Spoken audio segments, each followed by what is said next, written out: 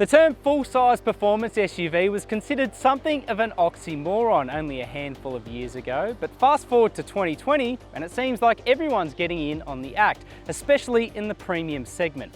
Now Audi is the latest to join the party with the new RS Q8, and since we're talking about high riders making a statement, this officially claims to be the fastest SUV around Germany's Nürburgring. Let's see how it transfers to the road. The RS Q8 joins a growing fleet of go-fast, large SUVs in Australia, and whether you agree with the concept or not, it's clear this high-riding performance blueprint is here to stay. For many, the Lamborghini Urus and Porsche Cayenne are the kingpins in this segment, and the RS Q8 doesn't just take a leaf out of their book, it virtually copies them with a carryover platform, engine, and bits and pieces from the Volkswagen family's go-fast parts catalogue. Yet the RS Q8 does so for considerably less money. Priced at $208,000 before on-road costs, it's nearly half the price of the Lambo and about $50,000 less than the equivalent Porsche. This is the major talking point for the new RS Q8, a 441 kilowatt, 800 Newton metre twin turbo V8 that enables a 0 to 100 time of 3.8 seconds. Nothing to sneeze at for a 2.3 tonne SUV. While we're here, check this out. 23-inch wheels and tyres, 10 piston calipers up front, and 440mm front disc. There's some serious performance on offer. The engine features a 48-volt mild hybrid system that claws back energy under braking, ensuring quicker stop starting and allowing engine off coasting. It also brings the official fuel claim down to a respectable and achievable 12.1 litres per 100 Ks. The same electrical system also powers the active anti-roll bars that counteract roll and can completely disconnect if the RS Q8 ever ventures off-road. Air suspension, quattro all-wheel drive, a sport differential and rear-wheel steering are also standard inclusions. Inside the cabin, it's a go-fast yet luxurious affair with soft closing doors, a trio of screens across the centre fascia and the instrument cluster, and the highest quality leather available on this level of Audi. Above all else, it's a beautiful place to be with adequate storage and charging points across both rows, and a level of finish that you'd have to argue is worthy of the lofty price tag.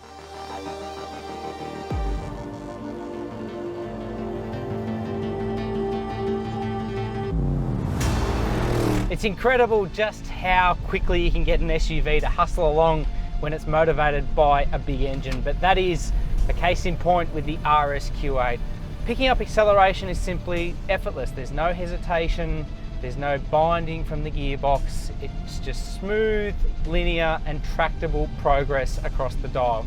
Of course, at the press of the RS button, the engine takes on added intent, and at that point it's explosive and enough to throw you back in your chair. It's remarkable given the curb weight on offer. Incredibly, it is possible to augment that standard performance by ticking an optional $20,000 RS Dynamic package, which introduces carbon ceramic disc brakes and a higher official speed ceiling of 305 kilometres an hour. Why, you ask? Well, because it can. It really hustles, and I've got no doubt that if you option for the right package, you'd have no trouble surpassing 300 Ks an hour. Now, aside from the engine, the real redeeming feature with this car is its ride and handling balance.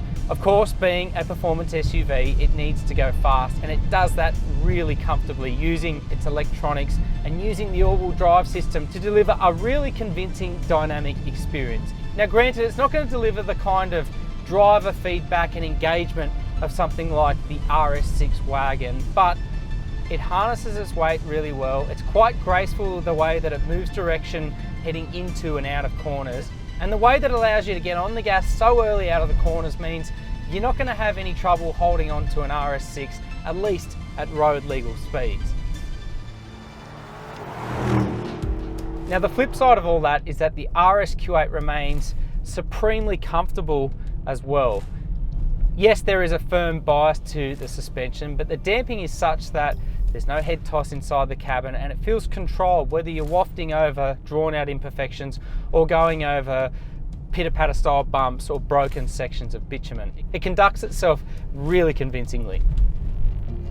There's no disguising the RS Q8's sheer size and weight on the road, but it's not a blunt instrument by any means. Furthermore, those big proportions enable acres of rear seat room and a sizable 605 litre boot area as well. No doubt it's an impressive machine. About the only things it could really do with are a more generous warranty and some form of spare tyre. Now, a lot of people might watch this and think, well, why would you go a super SUV? Why wouldn't you just go an SQ8 or an SQ7? Well, the truth of the matter is that the RS Q8 probably is over the top and probably does have surplus performance, but it's the fact that it just does it so comfortably, so easily. It's really an effortless driving experience because the dynamic envelope of this car is so broad. You can do all the really fast, fun stuff, but it does that and it does all the comfortable stuff as well. I agree that an RS6 is probably a more rounded offering, but this is $8,000 cheaper. It doesn't really miss out on anything in terms of equipment, and SUVs are in vogue at the moment, so there's no reason to think why the RS Q8 won't be a success.